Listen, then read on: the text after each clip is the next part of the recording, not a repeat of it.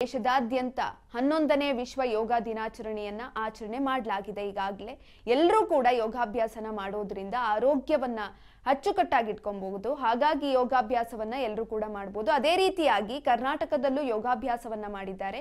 ಯಾವ ರೀತಿ ಇದೆ ಅಲ್ಲಿನ ಸಂಭ್ರಮ ನೋಡೋಣ ಬನ್ನಿ. ನಿಧಾನವಾಗಿ ಅಭ್ಯಾಸವನ್ನ ನಿಲ್ಲಿಸೋಣ. ಈಗ ಕುತ್ತಿಗೆಯನ್ನ ನೆಲಕ್ಕೆ ಸಮಾನಾಂತರವಾಗಿ ಬಲಕ್ಕೂ ಮತ್ತೆ ಎಡಕ್ಕೂ ತಿರುಗಿಸೋಣ. ಬಲಕ್ಕೆ ತಿರುಗಿಸಿದಾಗ ಉಸಿರನ್ನ ಬಿಡೋಣ, ಹಾಗೆ ಎಡಕ್ಕೆ ತಿರುಗಿಸಿದಾಗ ಉಸಿರನ್ನ ನೇರ ಬಂದಾಗ ಉಸಿರನ್ನು ತೆಗೆದುಕೊಳ್ಳೋಣ, ಎಡಕ್ಕೆ ಉಸಿರನ್ನ ಬಿಡೋಣ. ಎರಡೂ ದಿಕ್ಕಿನಲ್ಲಿ ರೊಟೇಷನ್ ಆದ ನಂತರ ನಿಧಾನವಾಗಿ ಅಭ್ಯಾಸವನ್ನು ನಿಲ್ಲಿಸೋಣ. ಮುಂದಿನ ಅಭ್ಯಾಸ ಕ್ರಮ ಸ್ಕಂದ ಚಾಲನೆ ಅಥವಾ ಸ್ಕಂದ ಸಂಚಾಲನೆ ಅಭ್ಯಾಸ. ಕಾಲುಗಳು 2 ರಿಂದ 3 ಇಂಚು ಅಂತರದಲ್ಲಿರಲಿ. ನಿಧಾನವಾಗಿ ಎರಡೂ ಕೈಗಳು ದೇಹದ ಪಕ್ಕದಲ್ಲಿರಲಿ. ನಿಧಾನವಾಗಿ ಉಸಿರನ್ನು ತೆಗೆದುಕೊಳ್ಳುತ್ತಾ ಎರಡೂ ಕೈಗಳನ್ನು ಮೇಲಕ್ಕೆತ್ತಿ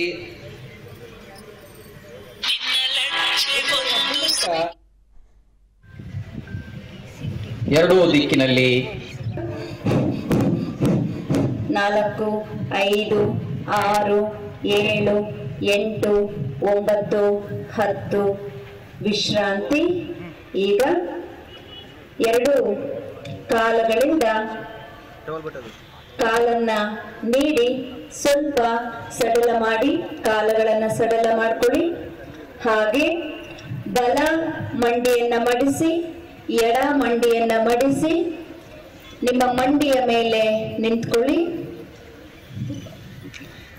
ಎರಡೂ ಕೈಗಳನ್ನ ಮುಂದೆ ಚಾಚಿ ನಿಮ್ಮ ಮಂಡಿಯ ಅಗಲ ಸೊಂಟ ಎಷ್ಟಿದೆ ಅಷ್ಟು ಅಗಲ ಇರಲಿ.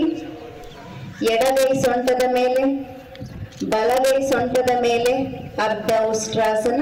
ಉಸಿರನ್ನ ತೆಗೆದುಕೊಳ್ತಾ ಉಸಿರನ್ನ ಬಿಡ್ತಾ ನಿಮಗೆ ಎಷ್ಟು ಸಾಧ್ಯ ಆಗತ್ತೆ ಅಷ್ಟು ಹಿಂದೆ ಬಾಗಿ ಉಸಿರಾಟದ ಕಡೆ ಗಮನ. ಶ್ವಾಸ ಒಳಗೆ, ಶ್ವಾಸ ಹೊರಗೆ, ಶ್ವಾಸ ಒಳಗೆ, ಶ್ವಾಸ ಹೊರಗೆ. ನಿಧಾನವಾಗಿ ಉಸಿರನ್ನ ತೆಗೆದುಕೊಳ್ತಾ ಮೇಲೆತ್ತಿ ಉಸಿರನ್ನ ತೆಗೆದುಕೊಳ್ಳುತ್ತಾ ದೀರ್ಘವಾಗಿ ಮೇಲೆ ಸೆಳೆಯಿರಿ. ನಮ್ಮ ಇಂಡಿಗಳನ್ನು ಕೂಡ ಮೇಲೆತ್ತೋಣ. ಉಸಿರನ್ನ ತೆಗೆದುಕೊಳ್ಳುತ್ತಾ ಮೇಲೆತ್ತಿ ನಿಧಾನವಾಗಿ ಉಸಿರನ್ನ ಬಿಡುತ್ತಾ ಕೆಳ ಬನ್ನಿ. ಮತ್ತೊಮ್ಮೆ ಮುಂದೆ ಚಾಚಿ ನಿಧಾನವಾಗಿ ಎರಡೂ ಕೈಗಳನ್ನು ಮೇಲೆತ್ತಿ ಉಸಿರನ್ನ ತೆಗೆದುಕೊಳ್ಳುತ್ತಾ ದೀರ್ಘವಾಗಿ ಮೇಲೆ ಸೆಳೆಯಿರಿ. ನಮ್ಮ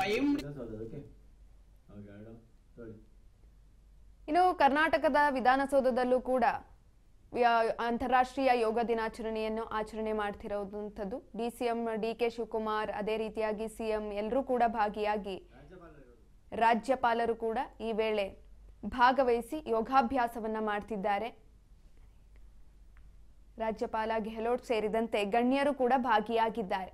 ಈ ಒಂದು ಯೋಗಾಭ್ಯಾಸದಲ್ಲಿ ಎಲ್ಲಾ ಗಣ್ಯರು ಕೂಡ ಭಾಗಿಯಾಗಿರುವಂಥದ್ದು. ರಾಜ್ಯದಲ್ಲಿ 11ನೇ ಅಂತಾರಾಷ್ಟ್ರೀಯ ಯೋಗ ದಿನಾಚರಣೆಯನ್ನ ಆಚರಣೆ ಮಾಡಲಾಗ್ತಾ ಇದೆ. ವಿಧಾನಸೌಧದ ಮೆಟ್ಟಲುಗಳ ಮೇಲೆ ಯೋಗ ದಿನಾಚರಣೆ ಹಾಗೆ ಯೋಗಾಭ್ಯಾಸವನ್ನ ಮಾಡಲಾಗ್ತಾ ಇರುವಂಥದ್ದು.